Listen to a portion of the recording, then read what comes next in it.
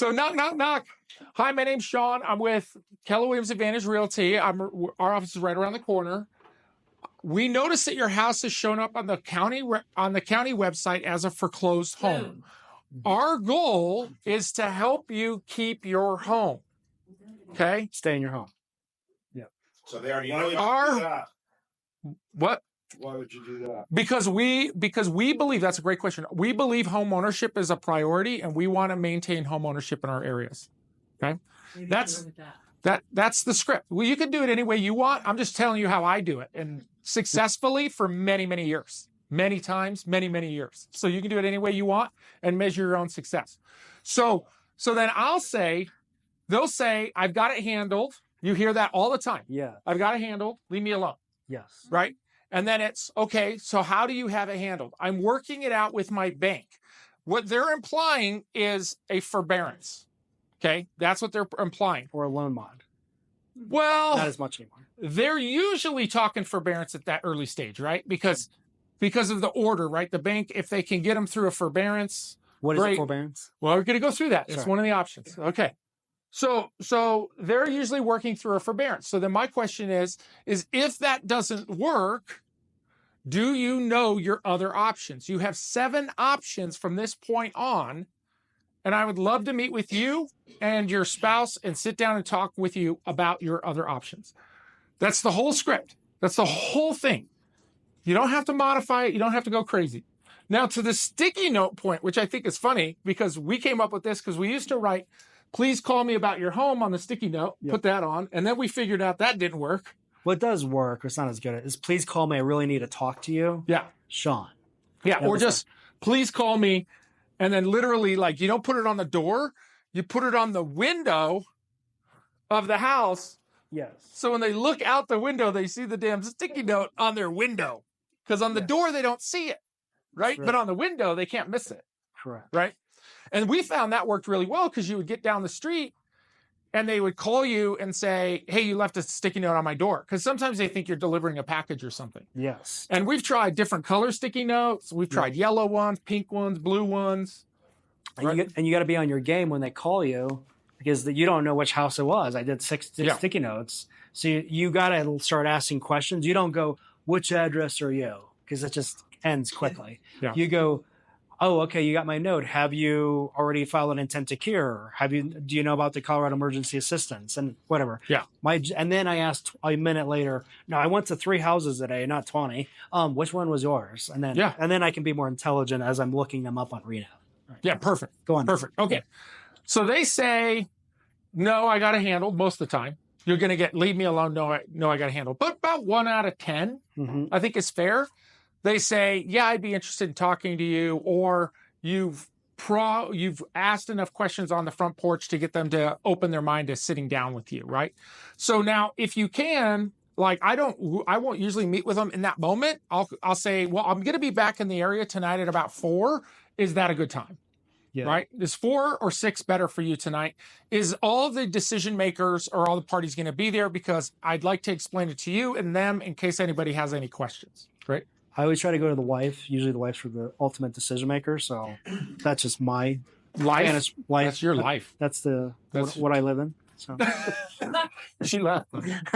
Okay. So here's your thing. So now you're going to go meet with them. You're going to sit down. Now I have a 1-sheet where I have these all written out. And for me, I'm not handing it to them. This is the mistake. I used to give you the 1-sheet, and then agents started going out and going, do you know your options? Here's your 7 options. And they would hand it to them. And then they run away. And I'm like. And then they run away to the car. Yeah. And cry. And so I was like, okay, no more of this. Hundreds. No, I'm not kidding. That was what they thought I said. You do not hand them the 7 options. The 7 options is a consultative process that you're going to go through. Okay. So here's the consultative process. You're going to sit down. You're going to meet with them very casually, very soft. You're not going to show up with a CMA. You're not going to show up with a listing contract. You're not going to bring your resume. This is like you are a consultant working on behalf of your brokerage as a representative to preserve home ownership in your community. That's the mindset, right? That's the mindset. Okay. So, Mr. and Mrs. Seller, the first thing that you could do is do nothing. And this is the worst thing you could do. Many people do this. In fact, most people do that, is they put their head in the sand and they do nothing, and the bank will foreclose on your home. Then you're going to get a knock on your door, and you're going to be by the new homeowner or the bank that foreclosed, and they're going to evict you. And then I tell them the story of this house in Aurora that I had to evict somebody and literally pack up all the kids' toys, the bed and everything, and put it in the street. Was it snowing or raining? It was not. Okay. But it was a horrible experience, right? And unfortunately, Mr. and Mrs. Homeowner, this is what most people do. Many people just put their head in the sand. Okay? Do you add anything to this? No, I mean, there's always a percentage of those people. Yeah. So then you might say something like, are you planning on doing nothing? Right? This is a great question for where Chris says, have you filed your intent to cure yet? Right? That would be doing something, right? Moving to a responsibility. Number 2 is to get caught up, right? You can get caught up. That's another thing. So you will need to pay your past due balance plus all the late fees. The bank will not accept partial payments. Why? Why will the bank not accept partial payments? If they accept a payment, that means they're okay with what you're doing. Yep. Yeah. They cannot accept a partial payment. So somebody's like, oh, well, I owe them $6,000. I mailed them $2,000. The bank's like, they'll mail it back. Yeah. Because as soon as they accept payment, they violated their terms of the NED. It's you got to pay it all or none. The prom note? Got it. Right? So this program falls in here, right? So what resources do they need? Can they go to a church? Can they go to a nonprofit? Can they borrow money from relatives? I've literally had to make that phone call for them. Is there somebody I can call for you? Or even worse, I had one, I sold this guy his house, a little 4-bedroom, 2-bath house. This was many, many years ago. It was a Melody home in Parker, Colorado for $132,000. When I met this guy, he was living in his station wagon with his family. He's got 4 kids. He's living in his station wagon. I got him into this house, brand new house, $132,000, Chaffa loan, no money down. He calls me maybe a year later and says, I need to sell the house. And his name was Gary. And I'm like, okay, Gary, I'll come out. Like, why do you want to sell? It's a perfect house, beautiful neighborhood, like super cool. I show up, I pull up. He's got a brand new minivan and a brand new F-250 quad cab that was Barney purple in the driveway. Okay. This guy's a contractor, right? I start talking to him. The minivan payment's $600. Barney purple truck, $1,100 a month. His house payment was $1,100 a month on $132,000. And he says, well, now it had gone up a lot in value. He says, we're going to sell the house because I can't make the payments. He's in foreclosure at this point. I can't make the payments. The bank's going to foreclose. So I want to sell the house, take the equity, and we're going to move into a trailer. Not like a trailer park, like a trailer, like a 28-foot trailer, because he's going to tow it behind his purple Barney stupid truck. And I said, Gary, no. What you're going to do is you're going to take that stupid truck, you're going to drive it down to the freaking bank, and you're going to put the keys on the dash, and you're going to do a voluntary repo. And that trailer you have sitting outside, you're going to sell it, and you're going to get your payments caught up. And that's the tone in my voice when I said it. I was like, this is idiocy. I'm not going to let you lose this house. Did he do that? Yeah. Good job. Yeah. And that is the percentage of your customers. There's simple logic. His biggest concern was what the other guys on his job site were going to say when he doesn't show up with that pickup truck. He was so embarrassed that who's going to let his family live in a trailer or possibly foreclose on his home other than giving up he goes, well, why don't we sell the minivan? I'm like, because you've got 4 kids. That's why we don't sell the minivan. Right? So you have to help them, right? So then ask them, do you know how much you owe? Have them call the bank while you're sitting there. Call the bank and find out what the balance is to get caught up. Mm-hmm. Do you have the ability to pay this today? The gentleman I told you about, the 74-year-old, well, I guess he didn't really have the money to pay it today. But that was that question. Do you have the ability to pay this today? And then we called his son. He says, I don't, but maybe my son does. It was like $125,000 balance because he hadn't paid in a year and a half. Any other stories you have with this? Nope. Getting caught up? Good. Okay, next is forbearance. Now, there's 3 parts to banking, guys. There's 3 parts to banking. This is so confusing, and this was even more confusing during COVID. You have the borrower, you have the bank, okay? The borrower borrows money from the bank, but they don't make the payment to the bank. The borrower borrows the money from the bank, but they don't make the payment to the bank. Who do they make the payment to? The servicer, a third-party person who guarantees the interest rate to the bank in order for the right to service the mortgage. They're like a property management company that pays the payment even if the tenant doesn't pay. So during COVID, when the government went and showed up and said, it's okay, nobody has to pay their payment for 6 months, the servicer said, we are going to be bankrupt in 90 days. The 2 largest servicers in the United States? Fannie Mae Freddie? Wells Fargo and Mr. Cooper. Oh, no, you're right. It is, it's Quicken. You're right. It is Rocket. Who's Rocket? It's Quicken. Yeah, Quicken and then Wells Fargo. Yeah, you're right. 2 largest. We're going to be bankrupt in 90 days because they still have to pay the interest on the loan to the bank because that's their agreement, even if the borrower is not paying to them. So the government says you don't have to pay on Fannie Mae, Freddie Mac, or Ginnie Mae loans, federally backed securities. If you have one of these, you don't have to pay your payment. You can have an automatic forbearance. But they didn't have a vehicle to do that. So that was interesting, right? That was a crazy period of time. So all of forbearance is an agreement between the servicer and the borrower. The bank is not involved. They can call the servicing company and ask for a forbearance. It's a short-term resolution for the payments. But typically, it's 3 to 6 months max.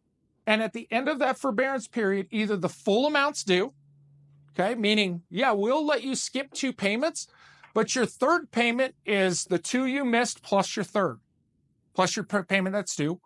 Or they'll amortize it over a year to 2 years over the payments on the loan, which is what we thought was going to happen during COVID. We thought they were going to take that balance at 6 months times, say, $2,000 a month, right? That's $12,000. Mm-hmm. And then they're going to tack it on your payment for the next year. So your payment's going to jump $1,000 a month. We're like, that's weird. Like, how are people going to be able to afford that? Well, they didn't. They just made up a new loan and just did a silent second and put it on the back of people's mortgages on a 1-page sheet that nobody remembers signing. That's always fun, right? When you show up at closing and they got a $12,000 balance that nobody knew about. That's a fun one. Yeah, that's not recorded. Mm-hmm. Even better. So here's the thing with a forbearance. When you're talking to them, they say, we have it handled. This is what they're talking about.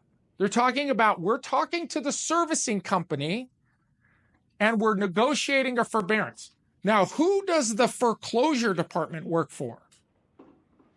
The county? No. The bank. The investor? The bank's over here. The investor, the bank that lent the money's over here. They have a foreclosure department that are attorneys or hire attorneys. The servicer's here, the borrower's here. So you could be negotiating a forbearance while this choo-choo train of foreclosure is running in the background.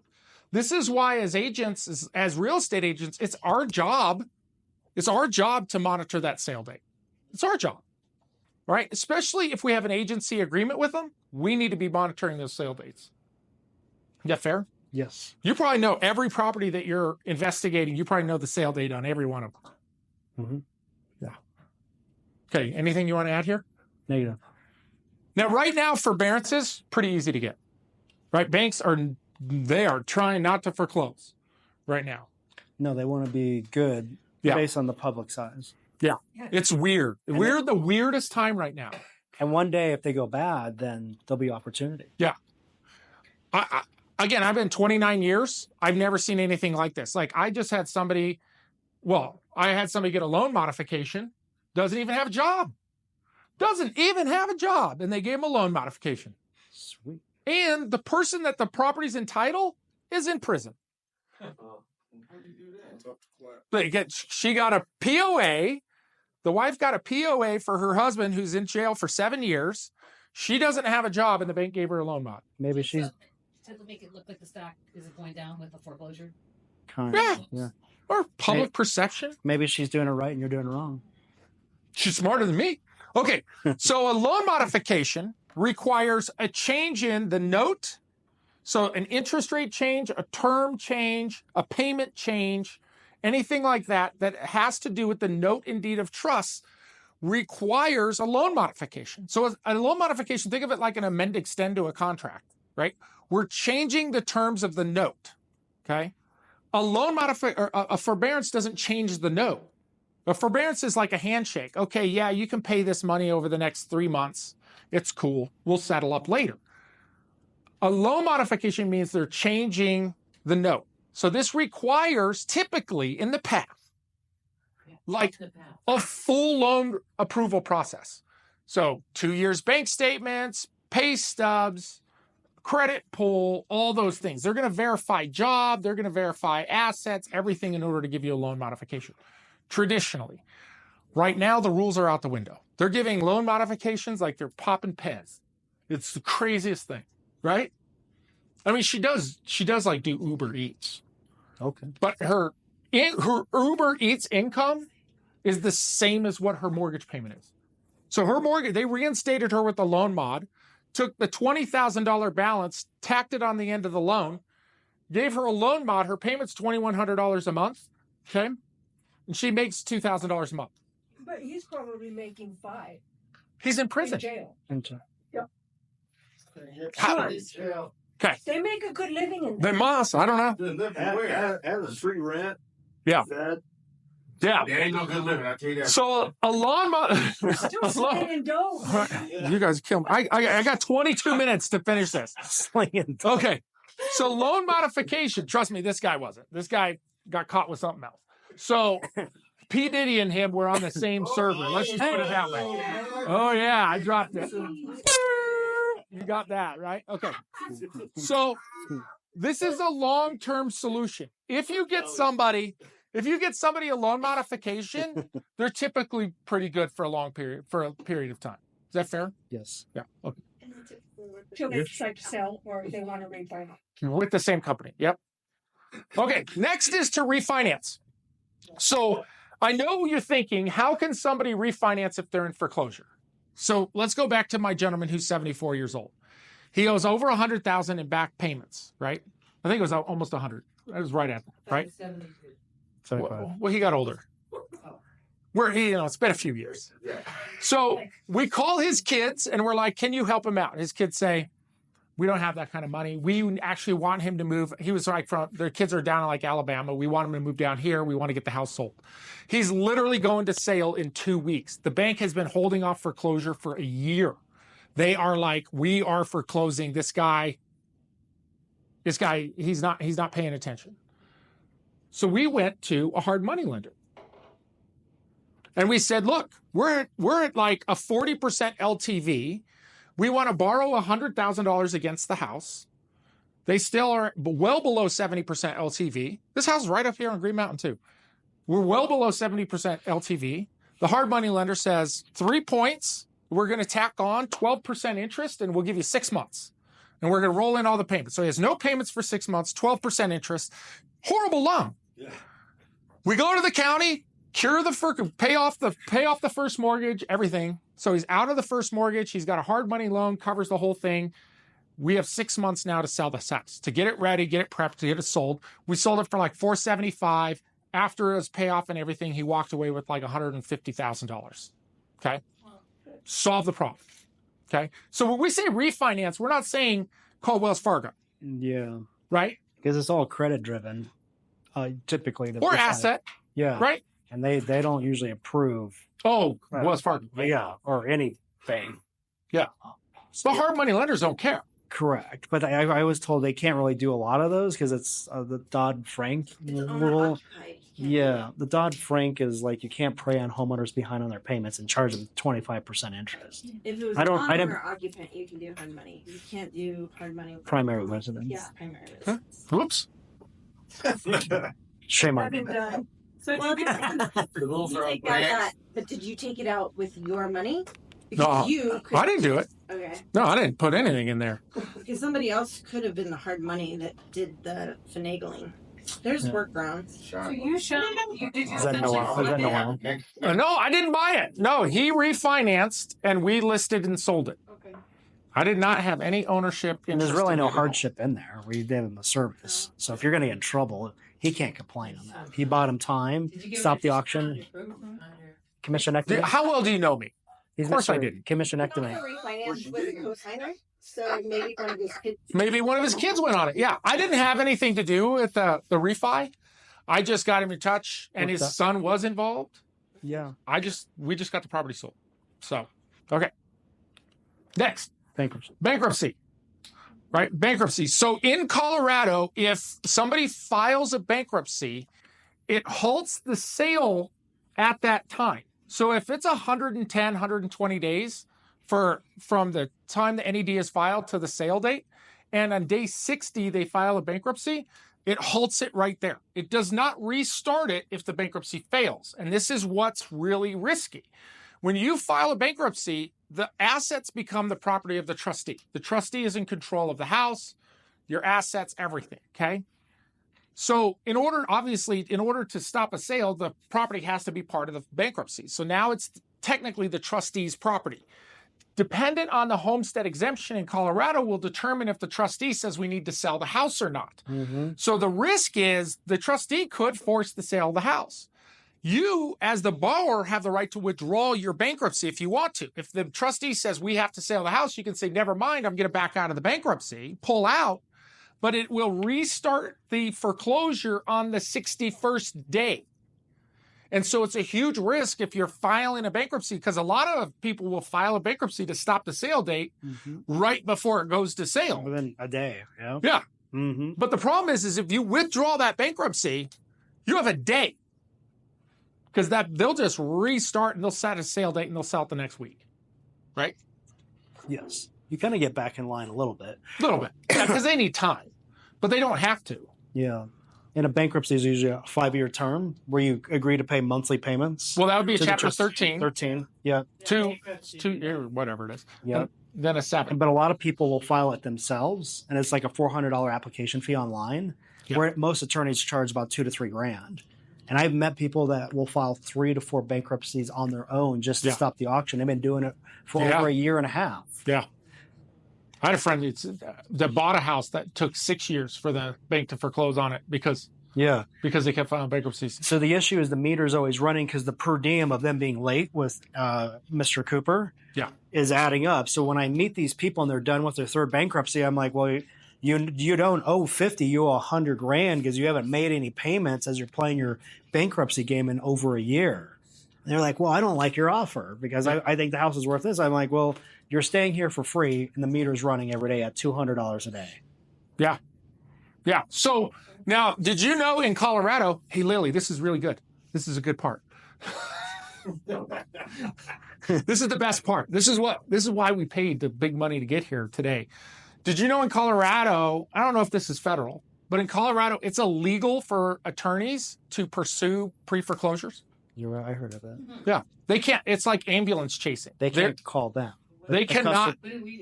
The customer can call them. Yeah. And who else can call them? Real estate agents. We can. Now, who do we want referrals from? Bankruptcy attorneys are some of the best referral sources. I have friends that just work with attorneys and they close like 75, 80 homes a year. They never make a cold call. They don't even have a freaking newsletter. They just have attorneys that refer them nonstop. Okay? So if you're able to provide an attorney business, they will reciprocate and send you referrals in return of people that are like, hey, we have to sell this house. It's part of the bankruptcy. They have to sell the house, and I recommended that you because you understand bankruptcy. Okay? So this is a great way to prospect and then call an attorney and say, are you looking for more business? Because I'm looking for a bankruptcy attorney to refer business to. Okay? Because they can't. They're looking at these foreclosure lists going, man, if I could just call them, if I could just mail them, they can't do it. Right? Mm-hmm. Okay. Oh, yeah. Last, this is option number 7. This is the last option. Now, if all of these other things don't work, Mr. and Mrs. Homeowner, we could put the house up for sale on the market. And if we have enough time, we can even possibly get you market value or above market value. Now, if we don't have enough time, we'll have to discount the property to sell it quicker, okay, to sell it faster. Now, this is part of the CE credit, is knowing what contract to use when. So if they are behind on payments, or you have knowledge that they're eminently going to be behind on payments, you have to use the Colorado Contract to Buy and Sell Foreclosure Protection Act. What is different about this contract than a traditional purchase contract? Just floating about foreclosure. No. Because it lets people know that they're in foreclosure. No. It's equity skimming disclosures. And There is that disclosure. a 3-day right to rescind. No. Whatever. There is a right to rescind, but it's not 3 days. He just talks about that. Okay, here you go. I'll give you the answer. Here's what it does. Okay, so the Colorado Foreclosure Protection Act contract allows them to cancel the contract anytime, because here's why. They don't want somebody to come in and write a contract on their property and then the seller be able to get their loan modification and then they force the sale of the house. So in the Colorado Foreclosure Protection Act contract, if they have the ability to cure their foreclosure, they can cancel your contract to buy and sell. At any point? At any point. They can terminate the contract. However, if it's a short sale addendum is part of this contract, this act does not apply. Now, why is short sales different? The bank has higher rights to the property. No. Because it's a loss on the asset, the deficiency of the asset. No. Whatever. You guys are great. No, this is hard stuff, guys. I'm not picking on you. This is hard stuff, and people get this wrong literally 99% of the time. So the reason it's different, here's the short sale addendum, SA 3810-11. Actually, it's an updated one. There's a new one that came out since then. But the short sale contract is different because in a short sale, and I have a 2-hour credit CE short sale class that's called Short Sale Mastery. That's whole 2 hours on how to do a short sale. In a short sale in Colorado, the right way to do it is you put it on the market, you accept one offer, not multiple offers, right? Remember, we used to submit multiple offers to the bank. You accept one offer, but that offer says that the buyer is going to do their inspection, they're going to order title, they're going to get full loan approval, full appraisal prior to the short sale getting accepted. So if the seller had the right to withdraw that contract, the buyer would actually lose money on that deal. And that's not fair to the buyer. Colorado doesn't want us submitting in a short sale multiple offers to the bank. Why? Why, Chris? It's too much work for the loss mitigation. Because it doesn't protect your client. Who's your client? The seller. It's the seller's option to pick the offer the seller wants to sell the house to, not the bank. And how many times in short sales did the bank say, kill that deal for $220 and take that offer for $240? That's not allowed because we're listing agents. We have to protect our client. Our client has already agreed to this offer. Our client says, I want to sell for $220 to this person. The bank shouldn't have a right to dictate who the property is getting sold to. So the real estate commission wants us to accept one offer, but the buyer has to do their due diligence. They have to do their inspection, order title, hazard insurance, appraisal, and full loan approval. That way, when the bank accepts the short sale, they get 20 days to close on the property from that point on. But the bank still has the power because they have a broker price opinion and appraisal, which will dictate. They'll have a dictate the short sale approval letter. Yeah, but they can't dictate who the buyer is. Correct. Right? And that was the problem before, is these agents would send the bank, because the loss mitigator will ask you, do you have any offers? I want to see all your offers. Who do you work for? Seller. You work for the seller. You go tell the loss mitigator to go pound sand. No. But this is the offer we're going with. Loss mitigation say that the approval letter is $260 based on the appraisal value that we did third party or as the bank. And now you need to go find a $260 buyer, Sean. Yeah, they could do that, but that's fine. But but I'm not going to submit multiple offers No, it's just to confuse the bank. Also, when somebody's in foreclosure, you have to have them sign both of these addenda. Okay. So this is the seller warning, equity skimming, and the economy, right? It was a little bumpy for a moment. It was like, I think it was like the .com crunch, something like that. And he starts going to his clients who are behind on their payments, and he's like, no problem, just refinance it. I'm going to refinance you. You're just going to sign this paperwork, and I'm going to be your bank. And what he would do is have him quick claim the house to him. Then he would have them change the banking address to his post office box. So the mortgage payments are going, or the bills coming to him. He's collecting the rent from them and making the mortgage payment. So he does it once, no big deal. Does it twice, nothing's happening. 3 times, 4 times, 50 times, 60 times. Now he's assembled a bunch of houses. We hit a recessionary period. Homeowner gets behind on the payments. He starts evicting them. They say, what do you mean you're evicting me? I'm a homeowner. He says, no, I refinanced you. Then he started running out of money. And he stopped paying the mortgages, even though these people over here are paying him. He's not paying the mortgages on these people over here, or vice versa. That's equity skimming. That's a class 4 felony. Okay? Now, here's what happened. He lost his real estate license. He skipped town, went to Texas.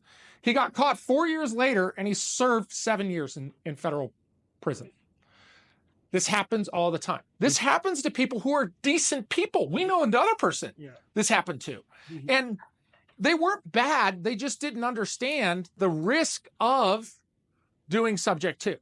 he paid $1 million fine. I remember. Yeah. Which is a lot of money back in those That was a days. lot of money back then. Yeah, because this is like 2003. Okay? Ryan Searle. Dude, you're not supposed to say his name. Why not? I'm impressed you knew who I was talking about. You're good. Yeah. Good job. Yeah. We also knew somebody who murdered 17 people. Remember him? Sexy Rexy. Yeah. Sexy Rexy. Yeah, one of my investors Rex that I'm traveling the world with murdered 17 people. Awesome. Yeah. Chris calls me and says, have you read the newspaper today? And I was like, no. And he goes, pick up the Denver Post. Yeah, so there was an investor back in the 09 REO days. He came in my room. He had these dark black beady eyes, and my wife was like, he looks weird. And I'm like, get in here, boss. I mean, he looked like a cowboy. killer. You look like a killer. I was like, look, sit here, boss. Let me clean your chair. And he wanted to be an investor. So what him and his dad would do is they would get a whole bunch of homeless people in Denver, migrate them out to Strasbourg on a farm, get them to work and not pay them. Like, well, I'm not going to pay you for, cleaning, the pigs up or the cow patties. We're just going to bury you in the backyard. And they just bury the people back there. Wow. Yeah. Terrible. Yeah. Yeah. And here I'm freaking traveling the country with them. I never got that deep with him. Darn it. Yeah. So he got out. How'd they catch him? His dad, Interesting. he blamed it on his dad. He went to prison, like federal, for like 20 years. I think 15. Before we 15. met him. Mm-hmm. He even had a plot of getting a helicopter to grab him off the rooftop. It was These were one of the largest landowners in Colorado. Yeah. Too. Like they were extremely wealthy people. So dad dies and he continues to blame dad for doing those terrible things. But he already got out and was trying to, kill Sean, of course. No. He got out because he said, I'll show you where the bodies are buried. Oh, that's how he got out. Okay. So, Sean, were you on his visitor list? No, maybe. No, he ended up killing himself and his girlfriend in Grand Lake at his cabin. And that's when I got So triggered. that was 19, if you count him and his girlfriend. Shocked about me? And himself. Was it on Lake Granby? It wasn't. No, it was a house by there. It was a nice house. Someone killed her. Murder suicide. That was Right him. on Lake Granby, like, Yeah. Yeah. right there. Like 12 years ago. Yeah. Yeah. I don't know. I wasn't there. I was with him in New York and in LA and all kinds of stupid other places with him. That's awesome. Because I met a girl, she's like, I bought this cabin, and the guy killed his wife.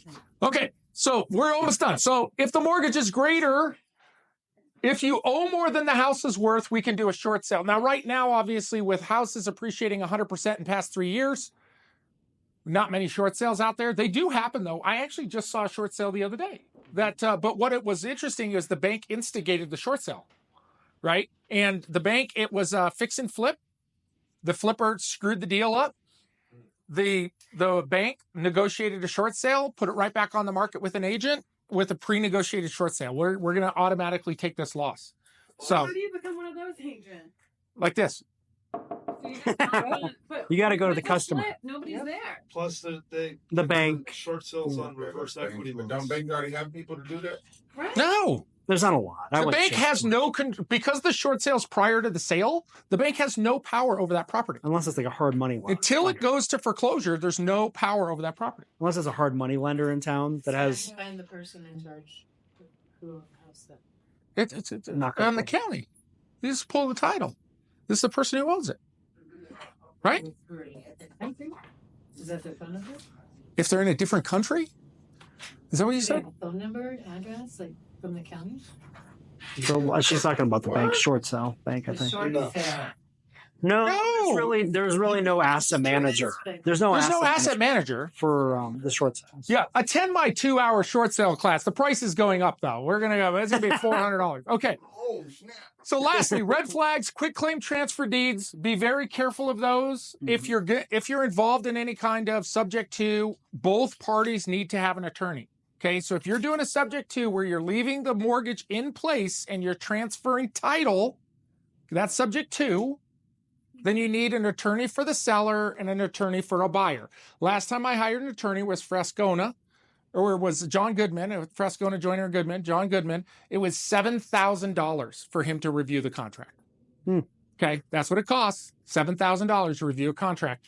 So just know, that's how you do it right if you want to protect your real estate license, because you want to lose your license fast, screw one of those up, because they will come after you. And I don't know if you've ever been audited by Dora, but they will audit that file and every single closing you had for the past 24 months, and they will look for anything. They do not mess around. Like, you do not want to get involved in that stuff. So also, because the problem is when you quit claim a property, you trigger a due on sale clause in the deed of trust, and that's a violation of your agency agreement, because you as a seller's agent advising your seller to default on their deed of trust, there's some huge liability there, right? Okay. Equity skimming we talked about. This is from the Attorney General's office. And again, the Attorney General right on their website says, warn about scams that offer you short-term loans that allow you to cure the default but leave you unable to pay off the loan in the short term. This is your point. Exactly. And you should also be extremely cautious of anybody who asks you to transfer property. Okay, there we go. We're done. You're good. You're a good presenter. Yeah. What's the next one? That's hard for me to do that on my own without Business. Thanks, Chris. Thanks, Chris. Chris.